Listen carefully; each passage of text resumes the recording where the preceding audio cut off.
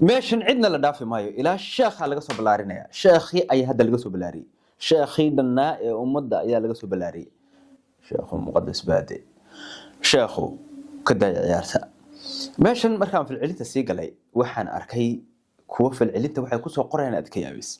balaan galad filcilinta koobaad iyo sida ay uga filciliyeen kulaha ilaa hadda waan yaabanahay waan rag waxa kule oo sheekhu hadduu gabadh maxaad la yaab adu maxaad la yaabtay nin ragaa kule wali hadda waan la yaabanahay mid kale kulaha jawi degan buu ku jiraa sheekhu ya jawi degan buu ku jiraa iska daaya sheekha faraha qaada mid kale isagu wuxuu kulaha waa run waay kan waa rumaynaya waa run kulaha waa isagii ninkaas AI ma aha waa isaga waxa hawsha ka balaarsaday wali ragun baa isdaba galay waxaan garan lahayn sababta sheekha saa u daba dhiganayaan kulaha ma ana mooday mise waa sheekhi suldaanka saas uu soo dhahay xasan aadan wadani isagu wuxuu dhahay waa AI ma aha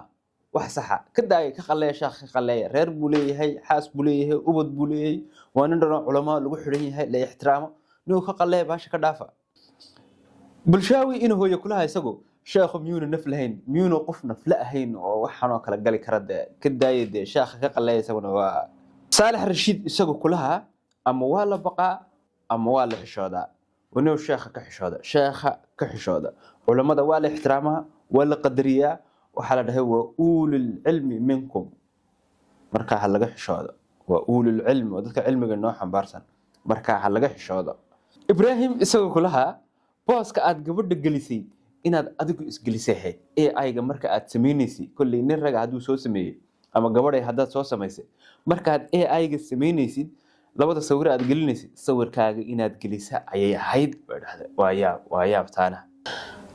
Samira oo ah gabadha koowaad iyadoo waxay ku leedahay aygi loo sheegay uu diidana waa ka hadda ayaa la keenay isagoo oo gabadha cadaan oo dhukanaya ayga sheekhu maxaa u diidanay marka hore maxaa u diidanay malaha sheekhu waa ka soo fatwooday oo uu diiday ayga haddaba waxa la dhahay sheekhi aygi uu diidana waa ka hadda isagoo gabadha cadaan oo dhukanaya ayaa la keenay marka hadda